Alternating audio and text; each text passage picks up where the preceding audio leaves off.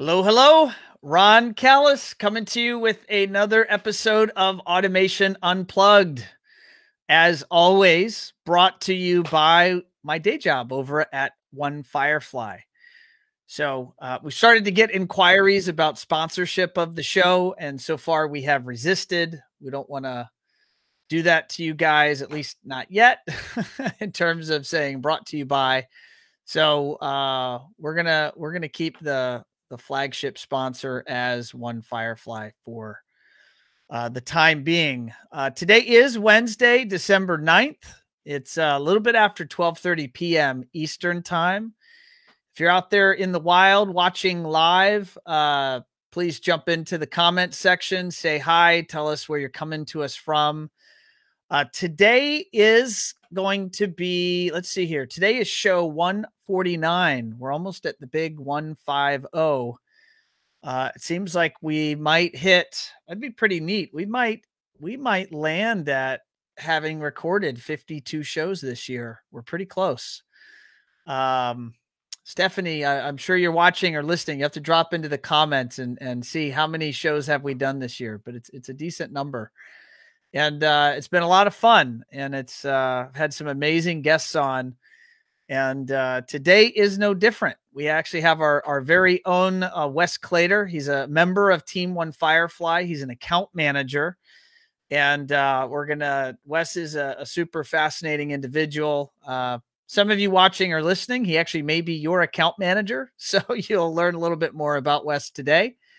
And before I do that, before I bring him in, let me just tune over to Facebook and let me make sure that we're actually streaming and that everything is working as it should. As we all know, that is not always the case on the interwebs, but it does seem like we are streaming. And you guys are actually noticing I'm wearing a long sleeve, or if you're listening, you won't hear this because we cut this first part of the show out of the podcast. So you wouldn't hear this. But if you're watching live, you notice I'm wearing a long sleeve shirt. I got my CD instructor jacket from a few years ago. I'm wearing it. It's actually been in my closet for a few years because it was 40 degrees here in Florida. And that's as wintry as it gets in Florida, folks. So we broke out the long sleeves. I'm actually wearing sweatpants. And I even wore a jacket when I was walking the dog this morning. And it was that chilly. I know the rest of you all over the world it's snowing or it's very cold. And you're probably thinking you want me to shut up about cold weather. But, oh yeah. So Stephanie's here in Miami. Yeah, 55. Oh, there you go. So what did Stephanie say? She's not addressed. I thought she was telling me about the temperature. She's telling me about the shows. Stephanie says it's been 55 shows strong this year. Look at that. That is a pretty cool number. Thank you, Stephanie. And Stephanie, we owe the success of these shows to you and Allison and Miguel and all the members of the team that work on this show. And Carly, and I'm sure I'm missing a few other folks. You have to name them, but all the folks that are amazing behind the scenes in getting these shows booked and scheduled and out there onto the podcast world and out on our website and all of those places where our audience can consume it. So thank you for being you. And I'm going to give one more shout out. Allison, also Team One Firefly. She said, super pumped to have you. That's Wes. I know you can hear me, although you're not on the screen yet. She says, can't wait to hear more about your superhuman powers. And I mean ultra running. So yes, we are going to learn all about the world of ultra running today. So let me go ahead and bring Wes in. I'm not going to keep you guys waiting. Let's go ahead and jump into it. A lot of fun stuff to talk about. So Wes is getting a countdown right now, and voila, there he is. Hello, Mr. Wes. How are you, sir? Doing well, Ron. Thanks for having me here. How are you? I'm good. We're on video conference, and we are not in a Zoom with a client and talking about marketing stuff. You are our guest here on Automation Unplugged, and excited to have you on.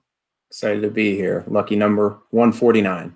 No, it is a lucky number to somebody. Yep. No doubt. There's some This guy. numerology there. To this guy. There This you go. guy. I love it. All right, Wes, tell our audience maybe just a little bit about yourself. What do you do at One Firefly? And then let's go back into kind of your origin story and how you landed in this role. Sure. So here at One Firefly, I am a digital marketing account manager. I interact directly with our clients, and I help them make good decisions about how to run their management or their marketing programs with us.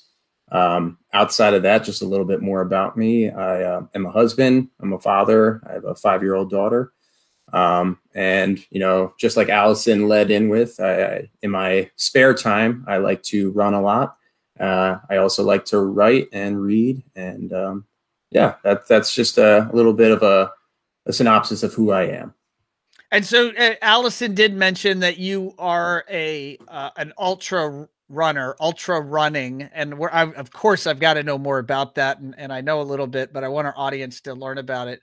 But just quickly address that. What is ultra running? What does that mean? Yeah, so an ultra marathon or ultra running is any kind of a race or format that is longer than a traditional marathon. So a typical marathon is 26.2 miles. And then I guess the first step up into the ultra world would be a 50K, which is about 31 miles. And then they go out to 40 milers, 50 milers, 100 milers and beyond.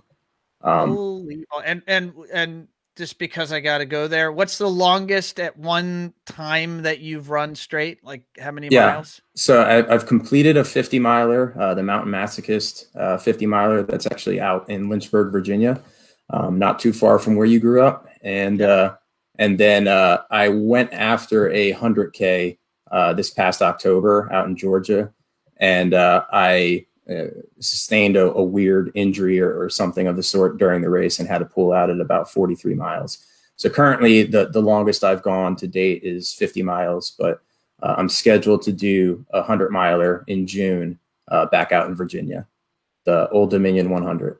What city is that in? Woodstock, Virginia, out there in the mountains again. Okay. Yeah, it's a beautiful part of the world. Oh, love it. Love it.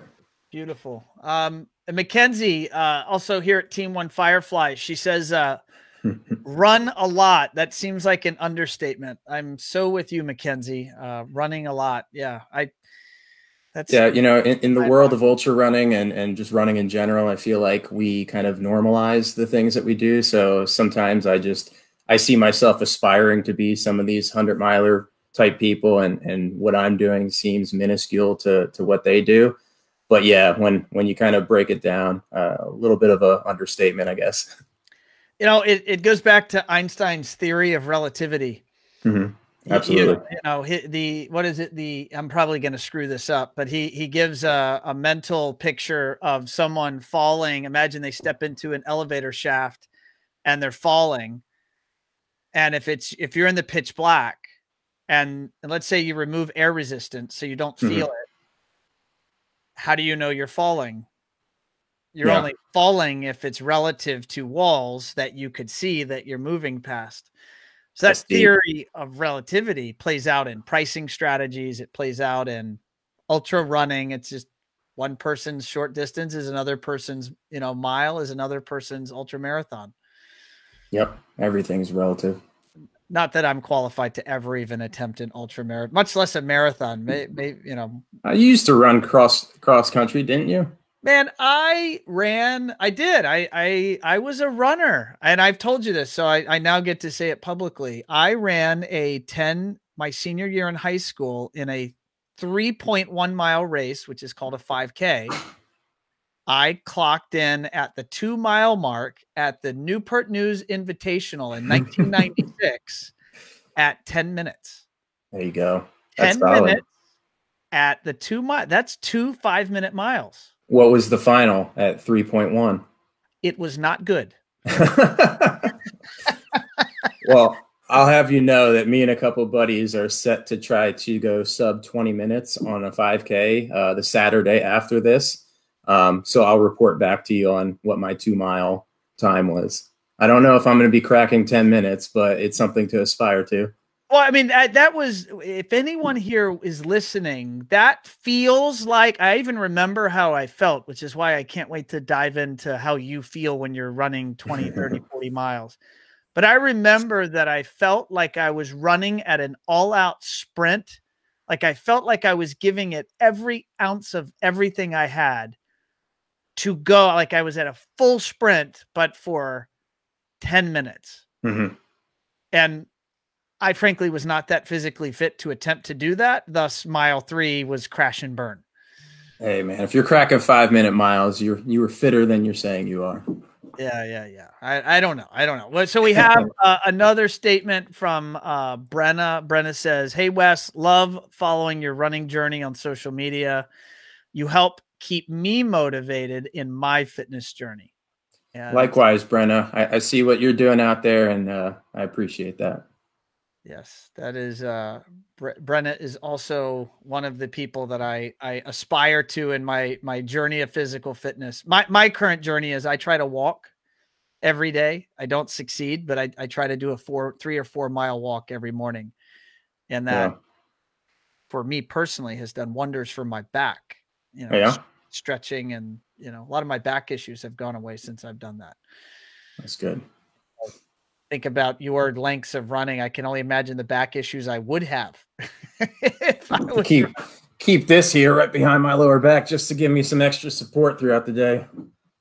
That's great. All right. So Wes, how did you land here? What does your story look like? What did you do in school, and where'd you move from and to that ultimately landed you here in an account management role? Yeah. Without going too in depth, I kind of give you a high level from college and beyond. So I started college with wanting to go into education. I wanted to actually be a gym teacher.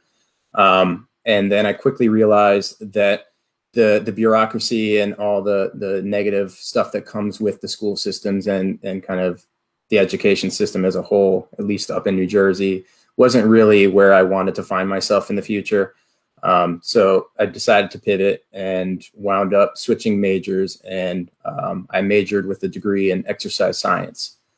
During my senior year of college, I was also running a side business out of my house. I was training, I believe, 11 or 12 clients out of my home. And then quickly after graduating, I moved into a contract position working for a corporate wellness program at Verizon headquarters up in Jersey. And then I learned over time that I wasn't going to find myself getting a full-time position there. So I needed to start exploring other options. And after some, tough conversations between me and my wife, we decided to make the move down to North Carolina. And why North Carolina? My wife's family, at least her grandparents and some of her other relatives, all lived just outside of the Raleigh area. And we would travel down for the holidays, and I was just picking up on the market around here. North Carolina, at least outside the Raleigh area, the Research Triangle area, business was booming. The housing market was booming. People were friendly. And it just seemed like the overall way of living here was a little bit more in tune with where I saw our future. So we made the decision and wound up moving down here and bounced through a couple jobs, just trying to get on our feet down here, and inevitably landed a job with Enterprise Rent-A-Car. My goal wasn't where I wanted my future to be, but when I was looking at all the different jobs that I did want to get around here, all of them had management experience needed. And I didn't have anything on paper. Yeah, sure, I've taught group exercise classes, I've trained clients, I've managed programs, but didn't have any real business management skills, or at least on paper. So I decided I was going to jump into Enterprise and try to work my way up the ladder there as quickly as I could to gain as much management experience, and then look for another opportunity. And that's what I did. I climbed up the ladder relatively quick. I started as a management trainee. They start all their employees there. Quickly got into assistant management. Then I got into branch management, and then I was, helping to manage the airport. They call it station managers here at Raleigh-Durham. And then I recognized that it was my time to leave. And one of my coworkers had jumped ship from Enterprise, and she went into digital marketing, working for an agency. and she seemed to have a lot more balance in her life.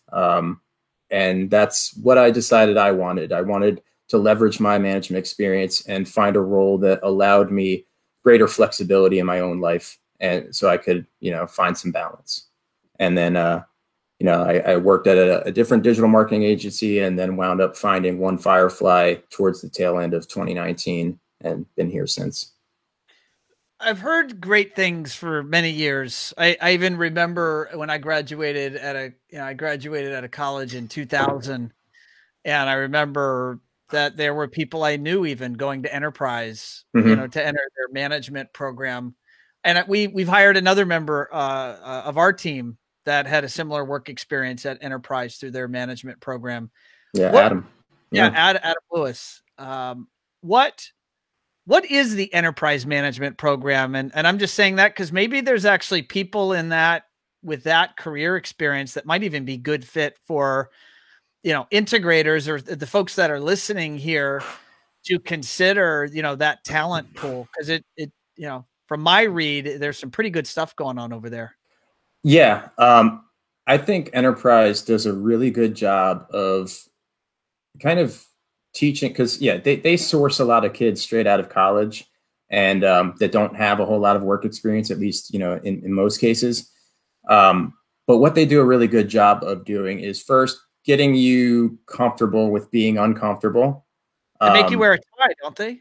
Yeah, that's part of it. I think they've since gone away with that, but yeah, I definitely they don't had to make wear. The girls wear ties, do they? Or no, business professional, but no ties. Okay. But I'll tell you, man, I can't tell you how many times I was washing a car in a full suit and tie in the July 100-degree weather here in North Carolina. So it'll teach you grit. It'll teach you perseverance. But yeah, they get you comfortable with working long hours, and they really drill into you how to understand the basics of running a business, profit and loss, and just their entire program there is around trying to build the fundamentals of how to run a business and how to be profitable, while also forcing you to step out of your comfort zone and to really grind. And I think it's a great program out of college to get you geared up for how to succeed in the job market or the business world.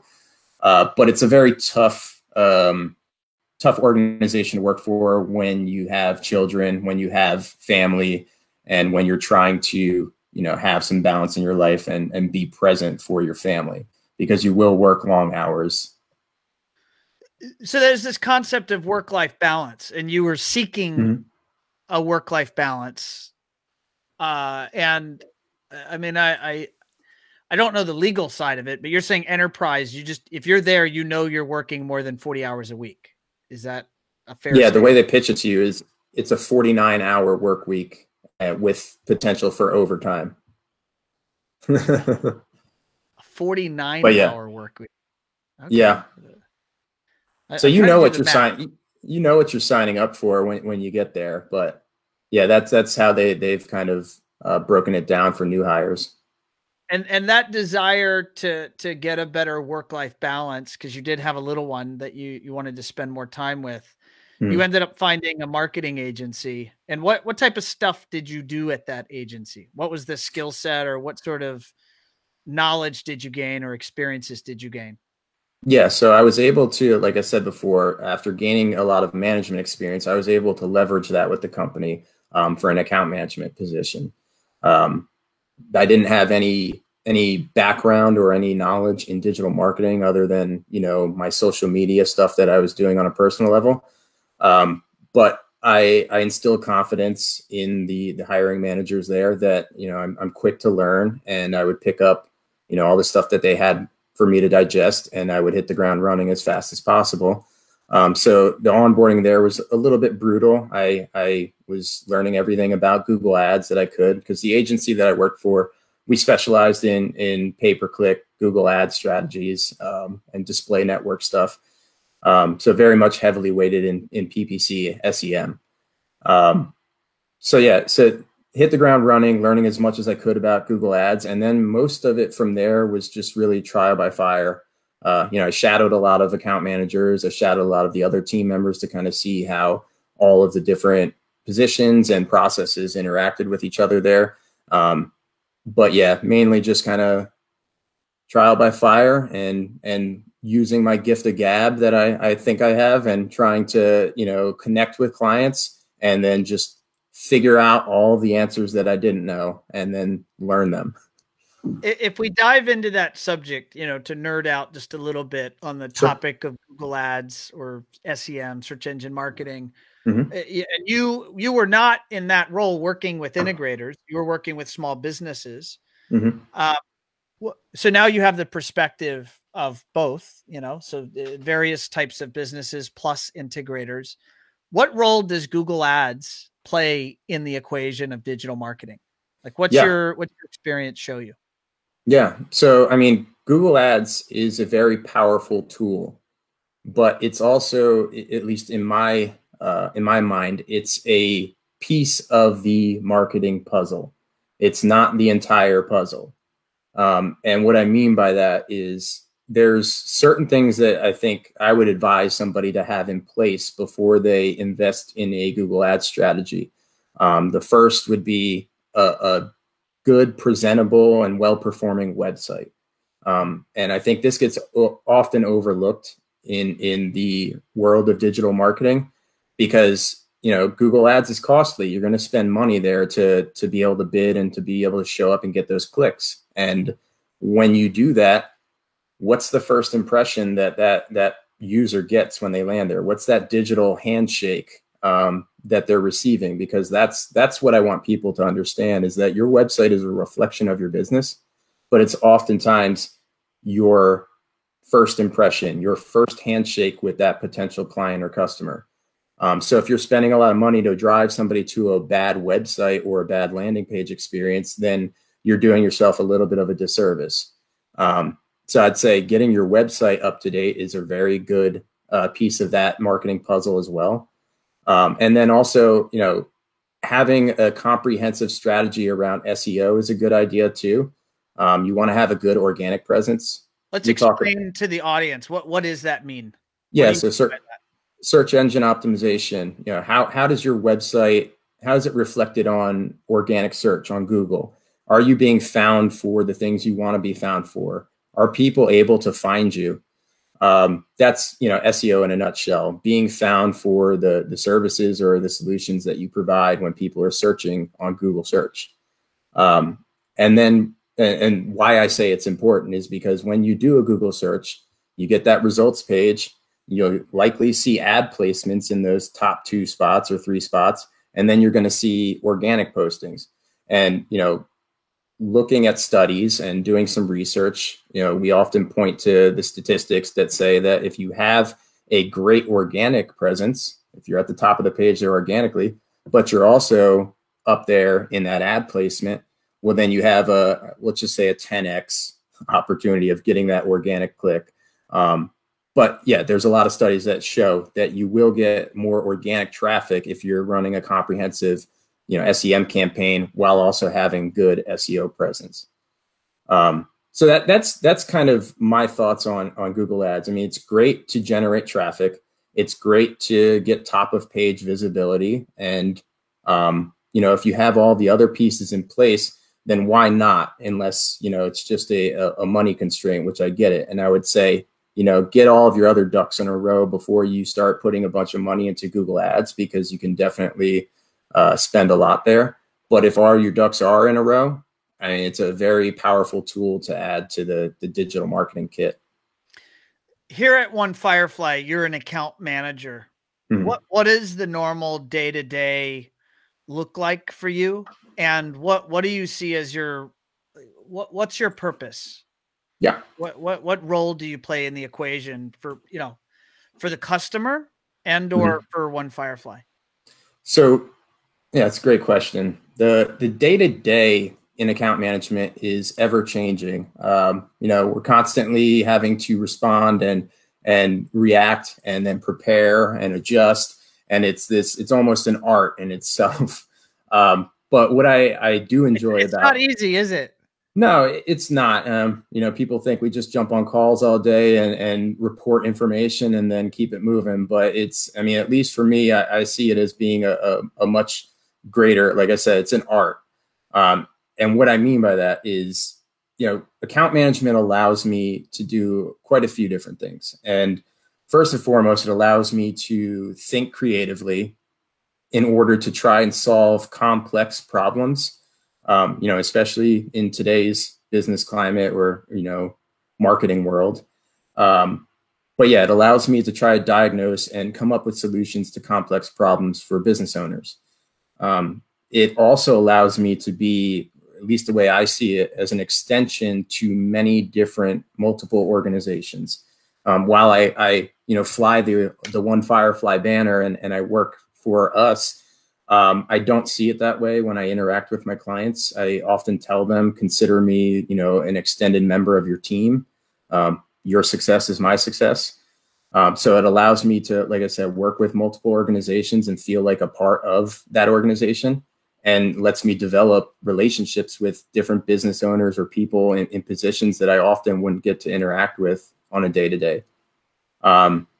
And just, you know, kind of my goals as an account manager, or what I see as my value for my clients and the One Firefly team is my goal is to gain trust from the client. And the way that I do that is through effort, credibility, and follow through.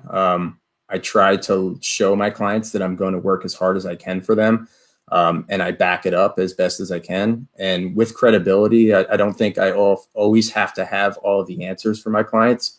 But I know the people that do have the answers, or I'll find the answers. And I think that I prove that over time, or at least I try to. And then just, what was that? I was just going to say, does marketing work all the time? Does all the marketing work all the time? No, a lot of this is trial and error, right? And then revisiting and finding out what works and what doesn't, and you know, continuing to put more investment into the things that do work.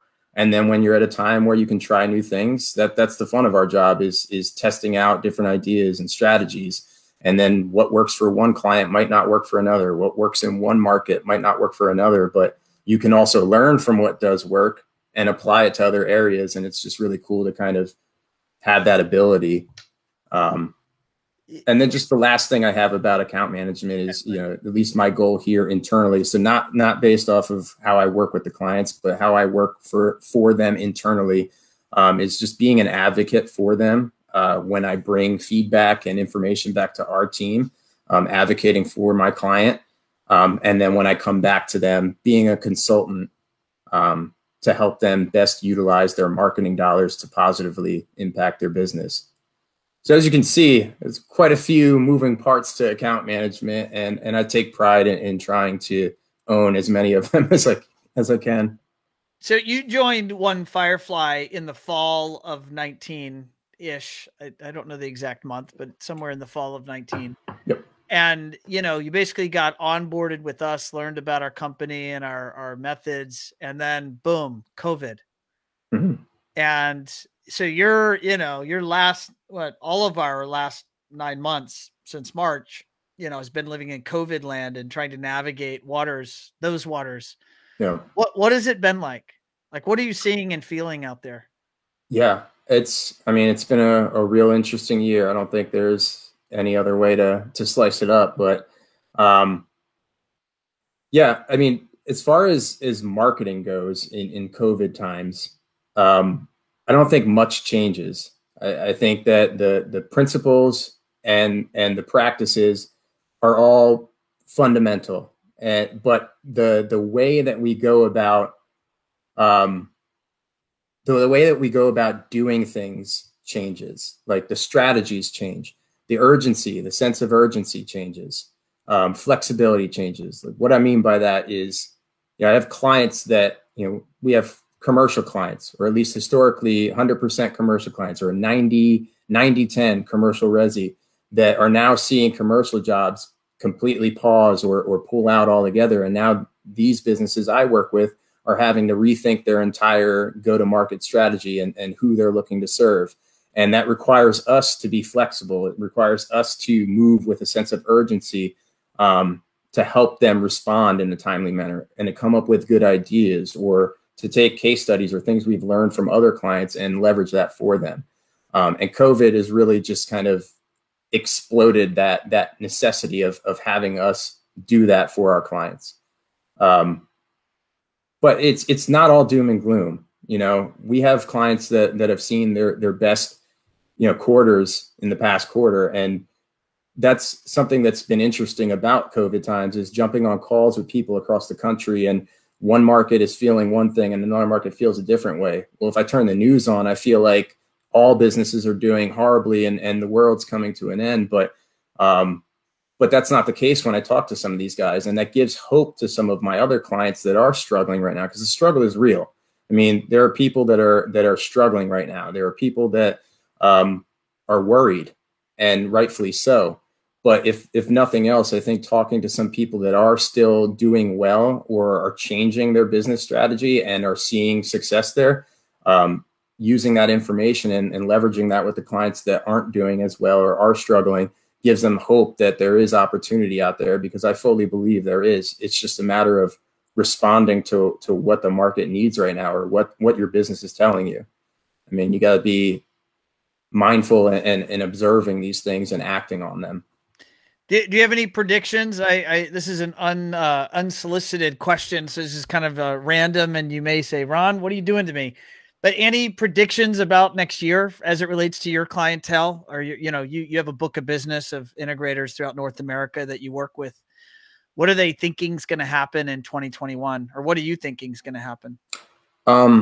Yeah, I mean, it's a tough one, because can't call the future, and who knows what happens with, you know, all the craziness that's going on right now. But, you know, I'm a silver linings guy, and I'm a positive thinker, at least most of the time. So I'm hopeful for the upcoming year. And what I'm kind of predicting is a little bit of a change back to commercial. Maybe not in the size of the projects that some of our clients have seen in the past, but I think, you know, there are going to be business needs, and commercial jobs are going to have to get completed. So I don't think that goes away. I think the emphasis on residential only becomes more and more important and grows. But I think that a lot of these commercial projects are going to come back online. They might look different. I think there's going to be a huge emphasis on, you know, touchless AV and touchless, you know, business solutions. But I also see, you know, gridlocks in getting the product, and, you know, dealing with the manufacturers, much like we've seen in the residential space. You know, everything gets put on pause for months, and then we're off to the races, and now you're having to deal. Yeah, you have to deal with these timelines, and then that's now trickling down to their customers, and it's, you know, a vicious cycle. But it's a mess. It's got to be a few years before that all gets worked out. Yeah, absolutely. But like I said, I think the future is positive and hopeful here, and I think that we're going to see some interesting things here in the future. So you mentioned work-life balance. What does your work-life balance these days look like? It's tremendous. Yeah, jumping out of working, you know, like a 9-to-5 corporate job, or, you know, not a 9-to-5, but, you know, the corporate grind, and then going into digital marketing, it's a industry that definitely allows for a little more flexibility. I mean, look, we're both working from our home offices, and it's beautiful. And yeah, just speaking specifically to One Firefly, because that's part of the reason why I, you know, applied initially, was I was looking to continue to allot for more work-life balance, or a lot for more time in my personal life. And, you know, having a remote job before the whole world went remote. We were doing it before it was cool. Yeah, man. Yeah. We're the OGs in this place. OGs with work from home. Yeah.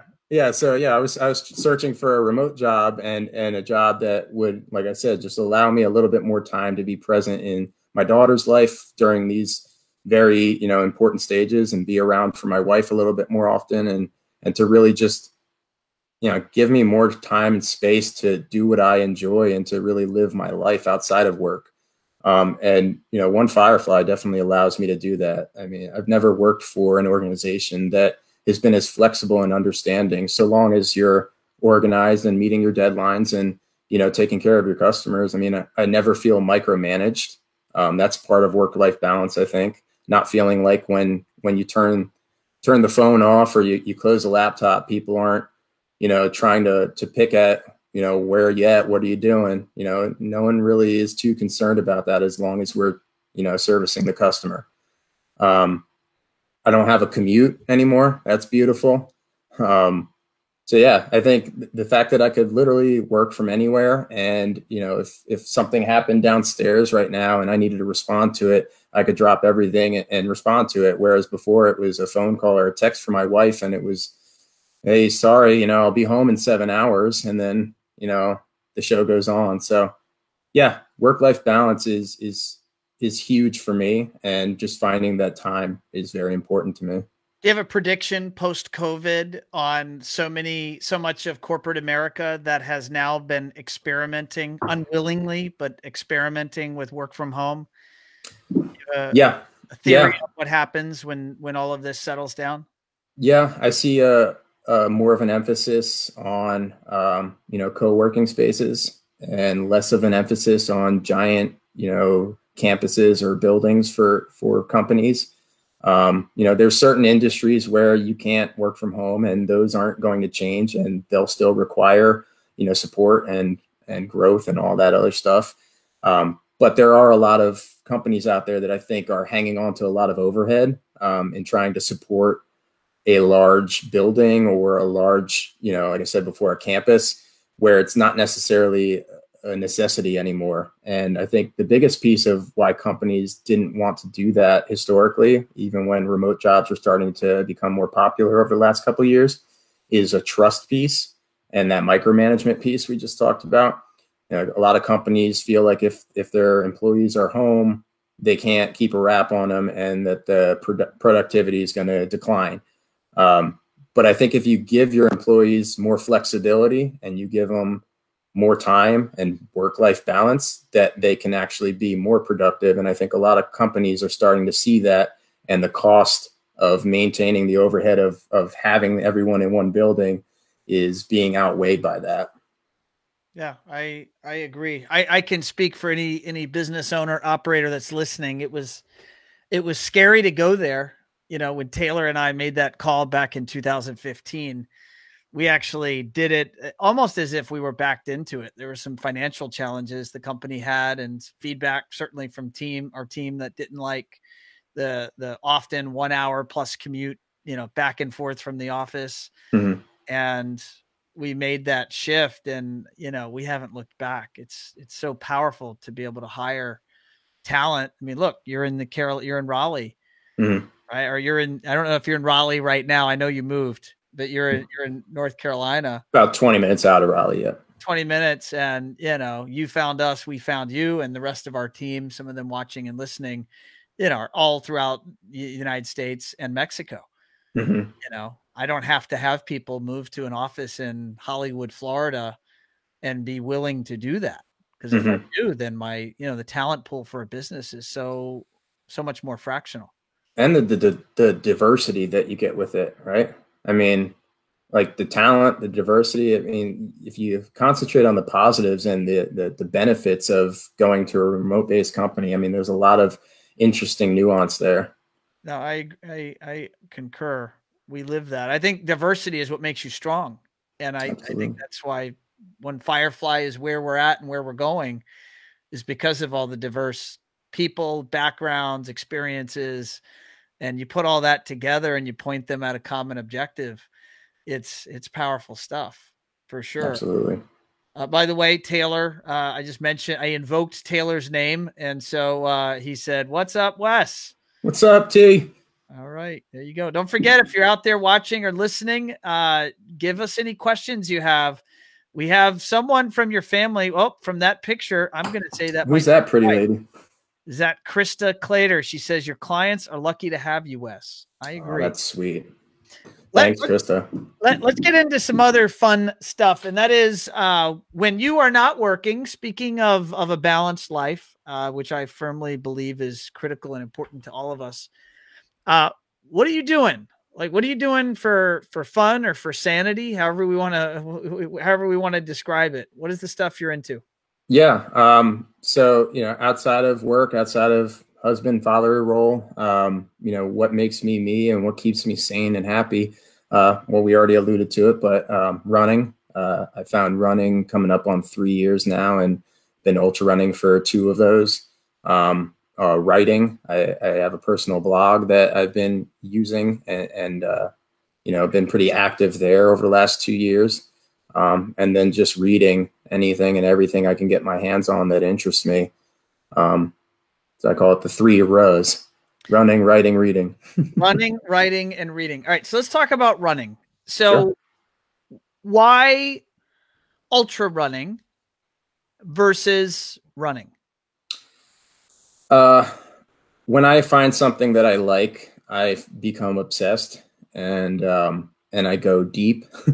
And running was no different. Before running, I used to train Brazilian Jiu-Jitsu, and I did that for 13 years. And then, I was just finding a tough time of sticking with it and trying to balance everything and trying to meet a class schedule and all that stuff. And running doesn't require any of that. It was just whenever I could and whenever I wanted to. But also running it's a tool for personal development, I think. It does a lot of things. Obviously it gets you healthy, keeps you in shape. But it also allows you a lot of time to be in your head and to think about the way that you think and to think about the things that you find interesting and how to diagnose problems and all that good stuff.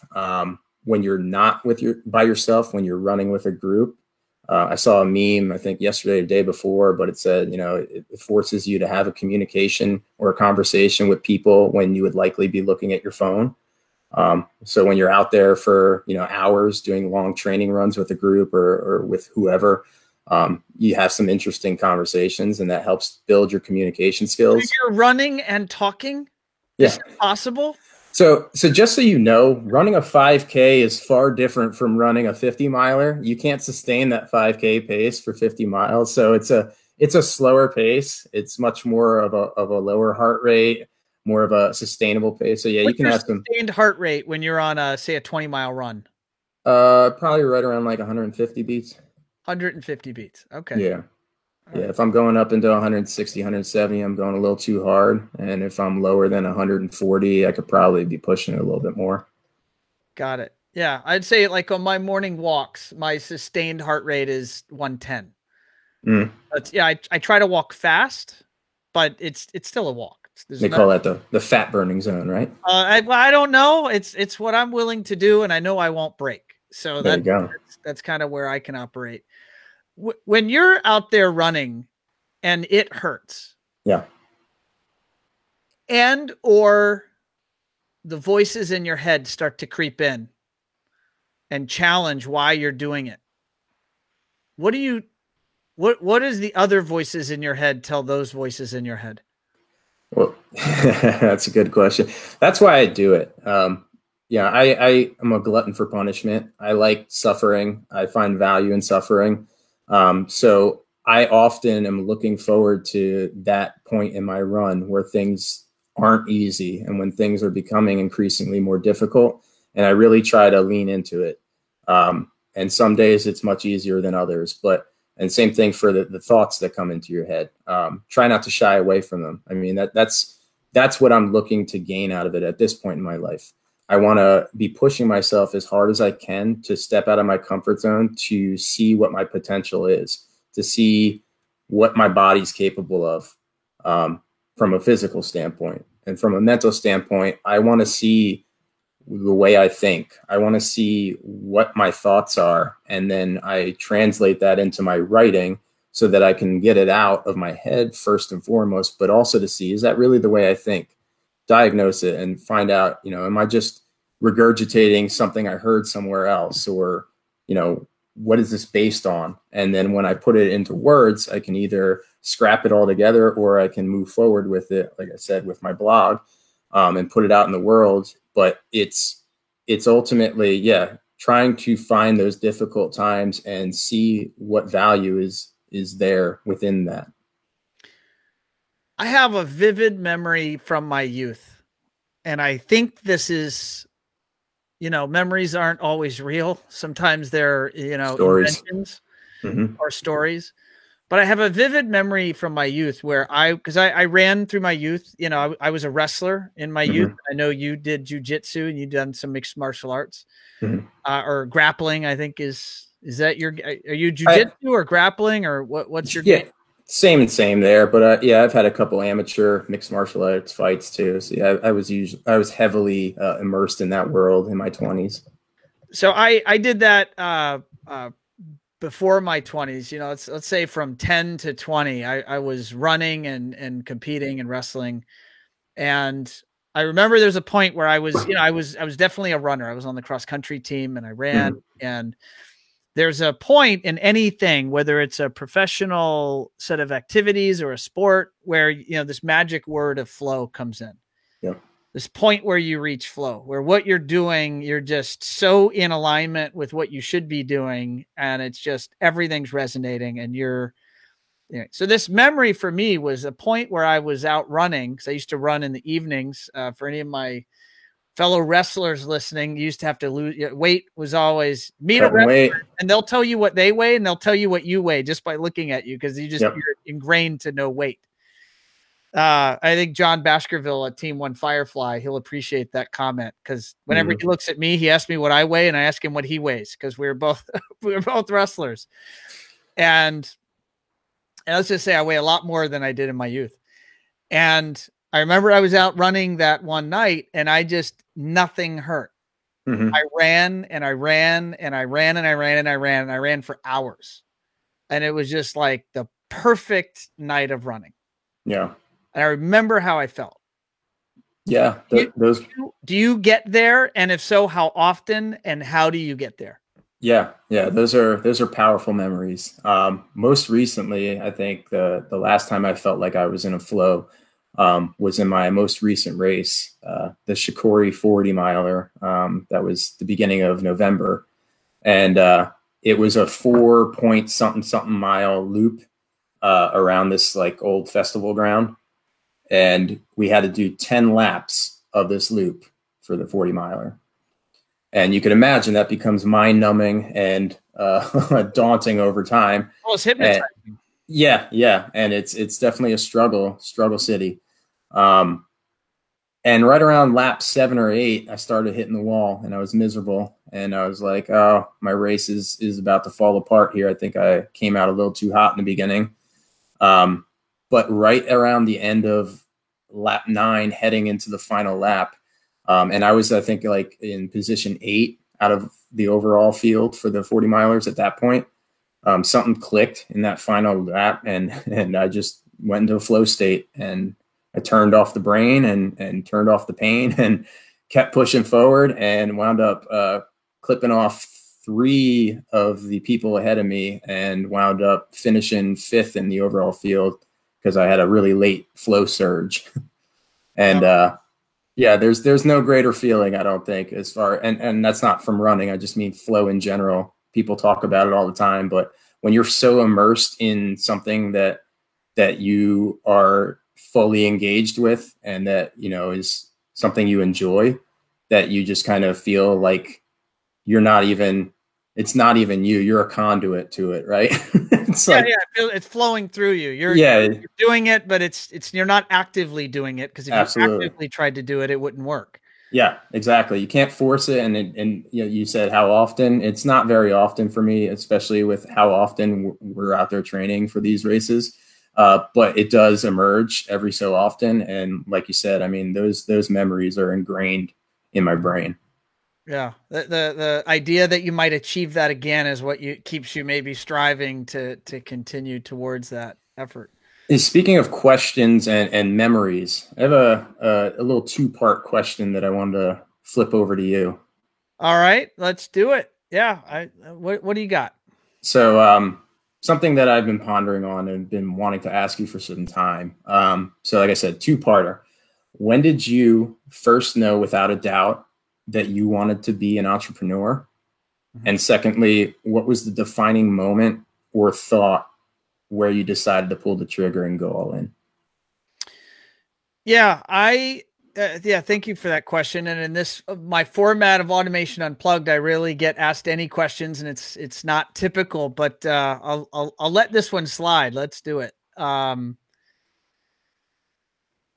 I had I would say in the back of my brain, probably for most of my life, that I knew I didn't fit in to most things in most groups and with most people. I always thought differently. And so, and I could give lots of examples of that, but I'll leave it there. I just thought differently. I didn't exactly fit in, but yet society tells you to fit in. And so I went through college and I got the job because that's what everyone was supposed to do. And I went and did the job, and parts of it I was happy with, parts of it I found boring. And I had in the back of my brain entrepreneurship. And so I started to read all these books, Rich Dad, Poor Dad with Robert Kiyosaki, and Napoleon Hill's, trying to think of the name of his book, but I remember I read that book. I think it's called Think and Grow Rich. And, a handful of other books. And so I had this concept of entrepreneurship came in, and it was really when I got married in 2003 that my wife, Daniele, she came from a family of entrepreneurs. So I did not come from a family of entrepreneurs. I was the first person in my family to ever go to college. So I didn't come from, I think a lot about one's willingness to take chances is you just have to know it's possible. Yep. Right? The 4-minute mile wasn't broken. And then when it was, it got broken constantly because people suddenly knew that what was possible. And so I didn't know anything about entrepreneurship. And then I started to learn about her family and her dad. Her dad ended up owning bakeries and grocery stores throughout north of Brazil. And she thought entrepreneurship was, it was absolutely in her blood. And it was really her giving me the confidence that you got this. And if you don't, no worries. We'll go do something else, but give it a shot. So I started to build up the courage, and it was ultimately in my, I'm trying to think here. I spent my first 3 years out of college with Lutron. I spent 4 years with Crestron, and it was really over the course of my last year at Crestron, so my 4th year, that I started to put pen to paper and develop a business plan. And so I had the mind to, I did a friends and family round of investing. I ended up gathering about $40,000 in investment. Was not even remotely enough, by the way, not even scratching the surface of enough. But that was definitely one of the many flaws in that business plan. And my goal was that I would ultimately strike out on my own when I had hit my funding goal. And I hit my funding goal in October of 2007. And I put in my resignation, I want to say around October 30th. I was in Florida working for Crestron in the Southeast. I worked for a great guy named John Gutekunst. He's still with Crestron today. I think he's up in New Jersey. I think we met him when we were up there in New York. We met John Clancy. John Clancy's another great guy. But John, I think, works in the commercial side of things, John Gutekunst. And put in my resignation, and, quote unquote, I was on my own. So I jumped off the cliff. I had a chute in my hand, and I threw the chute, and I was falling towards the ground very, very fast. And in the last flash of a second, my chute popped open, and it was fractions of seconds whether I was gonna go splat or I had a chance. And that's how I ended up starting. I made many, many mistakes, many flaws. Maybe we'll do that on a different podcast. But at the end of the day, that's when I started or embarked on this entrepreneurial journey, which is 13 years ago. That's awesome, man. Appreciate you sharing. Yeah, no, you are welcome. And I appreciate you listening, and those out there listening still with us, hearing that story. You know, I know you don't want to hear from me, so you want to hear from our guests. But I appreciate that. I want to go quickly here. I'm mindful of time, but I want to go quickly to writing. I know that one of your passions is writing. I know that you have a website. I'm actually going to put that up on the screen. I'd like to know just, what does writing mean to you, and how do you practice, writing? Yeah. So like I said, I started writing my blog about 2 years ago.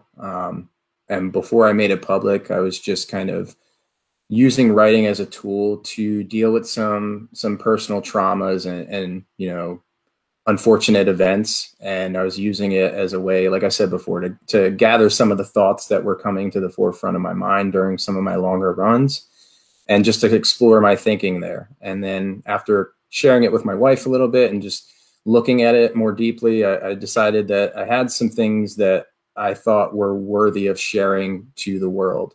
Not to the general public, maybe, but maybe to somebody that was suffering either in a similar way that I was at the time, or, somebody that's just struggling in life in general and is looking for somebody to connect with, a purpose, empowerment. So I guess from there, I just kept doing it, and I kept just writing about things that are maybe taboo, or maybe not things that we should talk about in public domain. But that's what I chose to do, was to just kind of lead from my blog and just talk about the things I experienced in life, and the trauma, and how I've coped with it, what I'm doing to find value from the struggling and the suffering, and where I'm going with that in my life. And I think what it means to me and what it's done for me, other than clear out my head and being a very strong tool or therapeutic tool for me, it's brought so many other people out of the woodwork. And I've had so many people reach out to me on a private level and share with me stories of their suffering and their losses and things that they probably don't share with their immediate social circle. But they were sharing it with me, and they continue to do so. And it allowed me to connect with those people. And I think not only does it show me that I'm not alone, and I'm not dealing with these problems, these personal problems, suffering in silence, but hopefully it's showing them that they don't have to either. And I think the more that we address things that we all experience, loss, trauma, the more equipped we are to start fixing ourselves, and the better we are able to respond to life. So that's what writing has done for me, and that's kind of the direction I've been going with it. And I'm putting the crawler on the screen for those that are listening to the podcast. It's Wes Claytor, CLAYTOR.com, if you want to check out Wes's website. What does your practice look like? So how do you find time to write? When do you write? Frankly, when do you run? Like, so what are your habits? I'm a big believer in habits make the person. Yeah. What are your habits that enable this? Yeah, I think the biggest piece is finding the time, and that's sacrificing something, right? You have to sacrifice something in order to find time. And for me, that's my mornings. I get up early every morning. I'm up at 5 a.m.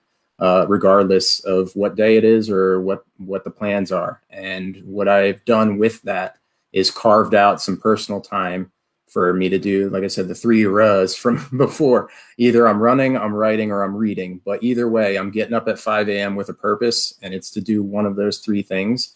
And I try not to put more structure on it than is needed, because I don't want to feel like I'm forcing myself to do things I don't want to do, because I enjoy doing these 3 things. So I wake up knowing I'm going to do one of these 3 things. It's just a matter of what I feel like doing once that alarm clock hits. But I drink the coffee, and I either open up the laptop and start typing. I open up a book, or I put the shoes on and get out the door. But I try to start every day with purpose and momentum. Love it, Wes. I think we're gonna call it a wrap there. I want to I want to thank you for taking time out of your busy schedule. And I know you had to move a few client engagements in order to join me here on the show. And thank you for doing that. Yeah, well, like I said, I've listened to quite a few of these, man, and it's been an honor to actually be a guest on it. So thank you very much for allowing me to show up and talk to your audience. No, you are welcome. And I'm going to put a quick comment here from Carlos, a member of One Firefly. And he says, officially inspired. Thank you for sharing, Wes. And appreciate it, Carlos. Thank you. I completely agree. Mr. Wes, folks that want to make contact with you, follow you socially or through old school methods like, phone or text or email, where do you want people going? Do you want them going to the website, or is there any other? Yeah, you can go to my website. It has all my social links there. I'm also on Instagram and LinkedIn. Or, you could become an integrator and sign up with One Firefly and ask them to make me your account manager. I think that's the best answer. Say, go ahead, change careers, become an integrator. It's the long route. It's the long route for sure. Firefly, ask for Wes. Maybe start with the website. That's right. Awesome. Thank you, Wes. Thanks, Ron. All right, guys and gals, there you go. The one and only Wes Claytor. We have, hopefully you're getting an idea. We have some pretty fascinating, talented people here at One Firefly, ready to serve our industry and our customers. So we're going to do more of this in time and invite more members of our team. We just surpassed, I want to say in the last month or two, over 50 people on the team. Which is, pretty awe-inspiring to know that I started back in 2013. Started in 2007 with one employee, and here we are. And it's really been, the last 5 years have been quite a growth trajectory as we've started to figure some things out and learned how to better listen to our customers and better serve their needs. If you don't already do so, please subscribe to the podcast. If you feel so compelled or you like what we're doing, if you want to leave us a review on Apple or Spotify or I don't know, all the other neat places that you subscribe or listen to your podcasts, please do so. And on that note, if you want to learn more about One Firefly, go to our website. You can also give us a call at 954-921-2393. Or you can call the 800 number there, which is on your screen. And I wish you guys all a great rest of your week. Don't forget to be safe.